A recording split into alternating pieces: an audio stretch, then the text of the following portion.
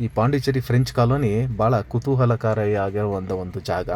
ಯಾಕಂದರೆ ನಮ್ಮದು East India company ಹೇಗೆ ಬಂದು ಹೆಂಗೆ ಅಸ್ತಿತ್ವಕ್ಕೆ ಬಂತು ಅನ್ನೋಕ್ಕೆ ಇಲ್ಲಿ ಭಾಳ ಚೆನ್ನಾಗಿ ಒಂದು ಬ್ಲೂ ಪ್ರಿಂಟ್ ಥರ ಬಿಟ್ಟೋಗಿದ್ದಾರೆ. ಯಾಕಂದರೆ ಇದನ್ನು ಈ ವೈಟ್ ಕಾಲೋನಿ ಸ್ಟ್ರಕ್ಚರ್ನ ಅವ್ರು ಆರ್ಬರಿಂದ ಹಿಡಿದು ಅವ್ರ ಕಾಲೋನಿವರೆಗೂ ಹಾಗೆ ಉಳಿಸ್ಕೊಂಬಂದಿದ್ದಾರೆ. ಹಾಗೆ ಒಂದು ನಮ್ಮ ಇಂಡಿಯನ್ ಹೆಣ್ಮಗಳಿಗೆ ಅವರು ದೇವ್ರ ಥರ ಒಂದು ಗೌರವ ಕೊಟ್ಟೋಗಿರೋವಂಥ ಒಂದು ಜಾಗನೂ ಇದೆ ಇಲ್ಲಿ ಸೆಂಟ್ರಲ್ಲಿ, ಒಂದು ಸೆಂಟ್ರಲ್ ಪಾರ್ಕಲ್ಲಿ ಅದೊಂದು ಜಾಗನೂ ಇದೆ. ಭಾಳ ಅಚ್ಚುಕಟ್ಟಾಗಿ ನಮ್ಮ ಒಳಚರಂಡಿ ವ್ಯವಸ್ಥೆಯಲ್ಲಿ ಇರುವಂಥ ಒಂದು ಜಾಗ ನೋಡಿ. ಹಾಗೆ 100 ವರ್ಷದಿಂದಗಡೆ ಎಷ್ಟು ಅಚ್ಚುಕಟ್ಟಾಗಿ ಮೇಂಟೈನ್ ಮಾಡ್ಕೊಂಬಂದಿದ್ದಾರೆ. ನೋ ಓಪನ್ ಡ್ರೈನೇಜ್ ಆ ಥರ ಕಾನ್ಸೆಪ್ಟು ಭಾಳ ಚೆನ್ನಾಗಿದೆ. ನಮ್ಮ ದೇಶಕ್ಕೆ ಪರಕೀಯರು ಹೇಗೆ ಬಂದು ನೆಲೆ ನಿಂತರು ಅನ್ನೋಕ್ಕೆ ತೋರಿಸೋದಕ್ಕೆ ಭಾಳ ಚೆನ್ನಾಗಿರೋ ಜಾಗ. ನಮಸ್ತೆ ಎಲ್ಲರಿಗೂ. ನಾನಿವಾಗ ಪಾಂಡಿಚೇರಿಲಿದ್ದೀನಿ. ಪಾಂಡಿಚೇರಿಯ ಒಂದು ವೈಟ್ ಕಾಲೋನಿ ಭಾಳ ಫೇಮಸ್ಸು. ಪಾಂಡಿಚೇರಿ ಅಂದರೆ ಒಂದು ಫ್ರೆಂಚ್ ಕಾಲೋನಿ. ಈಗ ಒಂದು ಪಕ್ಕದಲ್ಲಿದ್ದೀನಿ. ಇದು ಒಂದು ಪ್ರೊಮೆನಡೆ ಬೀಚ್ ಅಂತ. ಫ್ರೆಂಚಲ್ಲಿ ಪ್ರೊಮೆನಡೆ ಅಂದರೆ ವಾಕಿಂಗಿಗೆ ಡೆಡಿಕೇಟ್ ಆಗಿರುವಂಥ ಒಂದು ಬೀಚ್ನ ಪ್ರೊಮೆನಡೆ ಅಂತ ಕರೀತಾರೆ. ಅಂದರೆ ವಾಕಿಂಗಿಗೆ ಡೆಡಿಕೇಟ್ ಆಗಿರುವಂಥ ಒಂದು ಜಾಗ. ಇದು ಬಂದು ಫುಲ್ ವಾಕಿಂಗ್ ಟ್ರ್ಯಾಕ್. ಇಲ್ಲಾಂದರೆ ಸೈಕ್ಲಿಂಗ್ ಮಾಡ್ಬೋದು, ಇಲ್ಲ ವಾಕಿಂಗ್ ಮಾಡ್ಬೋದು. ಯಾವುದೇ ರೀತಿಯ ನಿಮಗೆ ಪೊಲ್ಯೂಟೆಡ್ ಇದು ಇಲ್ಲಿ ಅಲೋ ಮಾಡೋದಿಲ್ಲ. ಭಾಳ ಅದ್ಭುತವಾಗಿರುವಂಥ ಒಂದು ಬೀಚು. ಒಳ್ಳೆ ಸನ್ರೈಸ್ ನೋಡಿಕೊಂಡು ಭಾಳ ಚೆನ್ನಾಗಿ ವಾಕ್ ಮಾಡ್ಬೋದು. ಇದು ಬಂದು ರಾಕಿ ಬೀಚ್. ಇದರಲ್ಲಿ ಸ್ಯಾಂಡ್ ಇರೋಲ್ಲ. ಯಾವುದೇ ರೀತಿ ನಿಮಗೆ ಈಜಾಡೋದಾಗಲಿ ಅದೆಲ್ಲ ಮಾಡೋಕ್ಕಾಗೋದಿಲ್ಲ ಇಲ್ಲಿ. ಯಾಕಂದರೆ ಭಾಳ ಕಲ್ಲುಗಳಿದ್ದಾವೆ, ಭಾಳ ಪ್ರಾಣಕ್ಕೆ ಅಪಾಯ ಇರುವಂಥ ಒಂದು ಜಾಗ.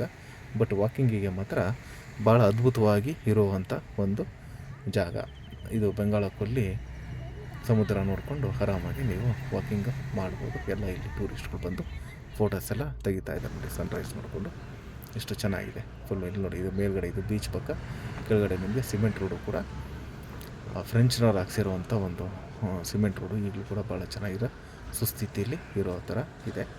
ಇದು ಬಂದು ಬಂಗಾಳಕೊಲ್ಲಿ ಸಮುದ್ರ. ಅದರ ಪಕ್ಕದಲ್ಲೇ ಭಾಳ ವಿಶಾಲವಾದ ಒಂದು ವಾಕಿಂಗ್ ಮಾಡೋಕ್ಕೆ ಒಂದು ಜಾಗ ಇದೆ. ಇದು ಬಂದು ಅದರ ಪಕ್ಕನೇ ಇರುವಂಥ ಒಂದು ವಾರ್ ಮೆಮೋರಿಯಲ್. ಇದು ಒಂದು ಬ್ರಿಟಿಷ್ ಈಸ್ಟ್ ಇಂಡಿಯಾ ಕಂಪನಿ ಮತ್ತು ಫ್ರೆಂಚ್ ಈಸ್ಟ್ ಇಂಡಿಯಾ ಕಂಪನಿ ಅಂತ 2 ಕಂಪನೀಸ್ ಇದ್ವು ಆಗಿನ ಕಾಲದಲ್ಲಿ. ಈಸ್ಟ್ ಇಂಡಿಯಾ ಕಂಪ್ನಿಯಲ್ಲಿ 2 ಥರ.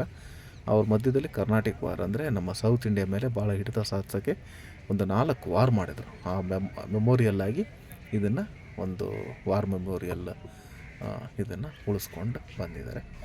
ಇದು ಬಂದು ನಮ್ಮ ಮುಂದಗಡೆ ನಮ್ಮ ಗಾಂಧಿ ಸ್ಟ್ಯಾಚ್ಯೂನು ಇದೆ ನೋಡಿ. ಅಲ್ಲಿ ಆ ಪಿಲ್ಲರ್ಸ್ಗಳ ಪಕ್ಕದಲ್ಲಿ ಒಂದು ಗಾಂಧಿ ಸ್ಟ್ಯಾಚ್ಯೂನು ಇದೆ. ಇದು ಬಂದು ಫ್ರೆಂಚಿನ ಒಬ್ಬ ಮೊದಲನೇ ಗವರ್ನರ್ ಜನರಲ್ ಆಗಿರುವಂಥ ಒಬ್ಬ ಜೋಸೆಫ್ ಮಾರ್ಕ್ಯೂಸ್ ಅನ್ನೋ ವ್ಯಕ್ತಿಯ ಒಂದು ಪ್ರತಿಮೆ ಇದು. ಅವನ ಪಾಪ 4 ಯುದ್ಧ ಮಾಡಿ ಇಲ್ಲೇ ಮಡ್ದಿರೋದ್ರಿಂದ ಇಲ್ಲೊಂದು ಅವನಿಗೆ ಸ್ಟ್ಯಾಚ್ಯೂ ಮಾಡಿಬಿಟ್ಟು ಒಂದು ಪಾರ್ಕ್ ಡೆಡಿಕೇಟ್ ಮಾಡಿ ಇಟ್ಟಿದ್ರು. ಇದು ಬಂದು ಅವನಿಗೋಸ್ಕರ ಡೆಡಿಕೇಟ್ ಆಗಿರುವಂಥ ಒಂದು ಪಾರ್ಕ್ ಆಗಿದೆ. ಮತ್ತು ಅದಾದ ನಂತರ ಇಲ್ಲಿ ಕಾಣಿಸ್ತಾ ಇರೋದು ನಿಮಗೆ ಲೈಟ್ ಹೌಸ್. ಈ ಸಮುದ್ರಯಾನಕ್ಕೆ ಬೇಕಾಗಿರೋ ಒಂದು ದೊಡ್ಡ ಹಾರ್ಬರಲ್ಲಿ ಯಾವತ್ತಿಗೂ ಅವಕ್ಕೆ ದಿಕ್ಸೂಚಿ ತೋರ್ಸೋಕ್ಕೆ ಈ ಥರದ್ದೊಂದು ಲೈಟ್ ಹೌಸ್ ಇಟ್ಕೊಳ್ಳೋರು. ಅದು ಒಂದು ಲೈಟ್ ಹೌಸ್ ಇದೆ, ಹಳೆಯದೊಂದು. ಅದನ್ನು ರಿನ್ಯೂವೇಟ್ ಮಾಡಿ ಇಟ್ಕೊಂಡಿದ್ದಾರೆ. ಮತ್ತು ಇದ್ರ ಪಕ್ಕ ಈ ಕಡೆ ಭಾಳ ಅಡ್ಮಿನಿಸ್ಟ್ರೇಟಿವ್ ಆಫೀಸರ್ಸ್ಗಳು ಇದ್ದಿದ್ದಂಥ ಜಾಗ. ಅದನ್ನು ಈಗೆಲ್ಲ ನಮಗೆ ಮುನ್ಸಿಪಾಲ್ಟಿ ಬಿಲ್ಡಿಂಗ್ ಆಗಿ ಯೂಸ್ ಮಾಡ್ತಾಯಿದ್ದಾರೆ.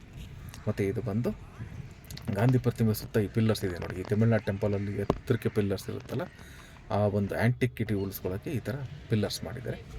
ಇದು ಬಂದು ರಿನೋವೇಟೆಡ್ ಲೈಟ್ ಹೌಸ್. ಇದು ಭಾಳ ಚೆನ್ನಾಗಿದೆ ನೋಡಿ, ಅದ್ಭುತವಾಗಿದೆ. ಕೆಳಗಡೆ ಒಂದು ಆಫೀಸ್ ಥರನೂ ಇದೆ, ಮೇಲ್ಗಡೆ ನಿಮಗೆ ಲೈಟ್ ಹೌಸ್ ಥರ ಸ್ಟ್ರಕ್ಚರ್ ಇದೆ. ಮತ್ತು ಈ ಥರ ಇದೆ ನೋಡಿ, ಭಾಳ ಚೆನ್ನಾಗಿದೆ ಅದು. ಮತ್ತು ಫ್ರೆಂಚ್ ಶೈಲಿಯಲ್ಲೇ ಇದೆ.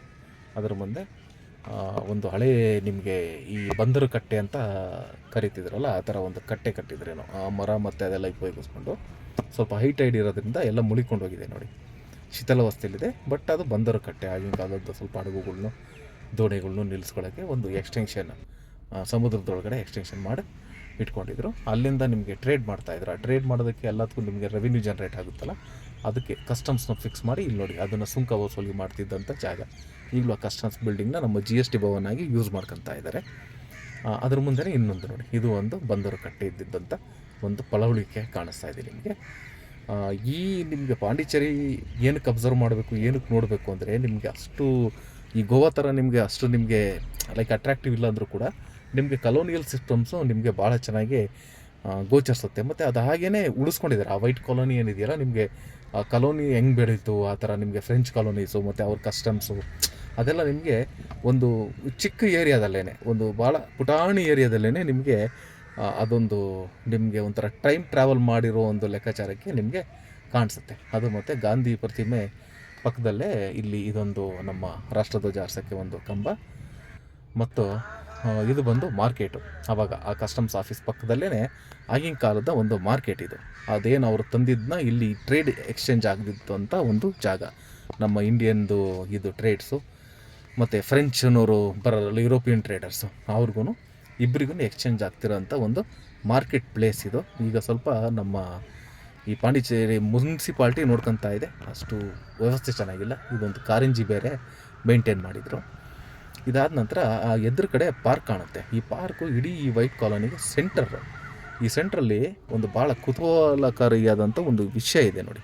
ಆ ಮುಂದಗಡೆ ನಮಗೆ ಒಂದು ವೈಟ್ ಬಿಲ್ಡಿಂಗ್ ಕಾಣಿಸ್ತಾ ಇತ್ತಲ್ಲ, ಆ ವೈಟ್ ಬಿಲ್ಡಿಂಗ್ ಒಳಗಡೆ ಒಬ್ಬ ಹೆಂಗಸಿನ ಒಂದು ಪ್ರತಿಮೆ ಮಾಡಿಟ್ಟಿದ್ದಾರೆ. ಅದು ಫ್ರೆಂಚ್ ಶೈಲಿಯ ಈ ಮಾಡಿರುವಂಥ ನಮ್ಮ ಭಾರತೀಯ ಹೆಣ್ಣು ಮಗಳ ಒಂದು ಪ್ರತಿಮೆ. ಇದು ಭಾಳ ಚೆನ್ನಾಗಿದೆ ನೋಡಿ. ಇದು ಫ್ರೆಂಚ್ ಆರ್ಕಿಟೆಕ್ಟರ್ ಆಗಿ ಒಂದು ಭಾಳ ಡೆಡಿಕೇಟಾಗಿ ಒಂದು ಮುಡಿಪಿಟ್ಟಿರೋವಂಥ ಒಂದು ಜಾಗ. ಇದು ಭಾಳ ಕುತೂಹಲಕಾರಿ. ನಾನು ಏನು ಅಂತ ಅಬ್ಸರ್ವ್ ಮಾಡ್ಬೇಕಾದ್ರೆ ನನಗೆ ಗೊತ್ತೇ ಆಗಲಿಲ್ಲ. ನೋಡ್ರಿ, ಇದು ಫ್ರೆಂಚ್ ಶೈಲಿಯಲ್ಲಿರುವಂಥ ನಮ್ಮ ಭಾರತೀಯ ನಾರಿಯ ಒಂದು ಪ್ರತಿಮೆ.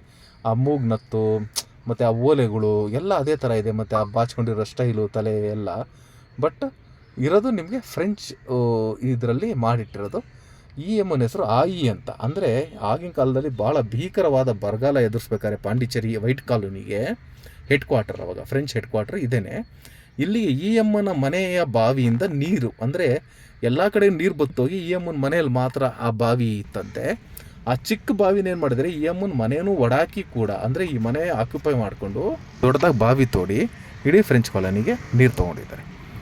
ಇದ್ರ ಪಕ್ಕ ಈ ಥರ ಫ್ರೆಂಚ್ ಕಾಲೋನಿ ಸ್ಪ್ರೆಡ್ ಆಗೋಗಿದೆ. ಇದು ನೋಡಿ, ಯಾವುದೋ ಒಂದು ಹಳೆ ಬಿಲ್ಡಿಂಗು, ಸ್ವಲ್ಪ ಮೇಂಟೆನೆನ್ಸ್ ಇಲ್ಲ. ಮೇಂಟೆನೆನ್ಸ್ ಇಲ್ದಿದ್ದ ಬಿಲ್ಡಿಂಗೆಲ್ಲ ಈ ಥರ ಇದೆ, ಬಟ್ ಮೇಂಟೈನ್ ಮಾಡಿರೋ ಬಿಲ್ಡಿಂಗ್ಗಳು ಭಾಳ ಚೆನ್ನಾಗಿದೆ ಕೆಲವೆಲ್ಲ.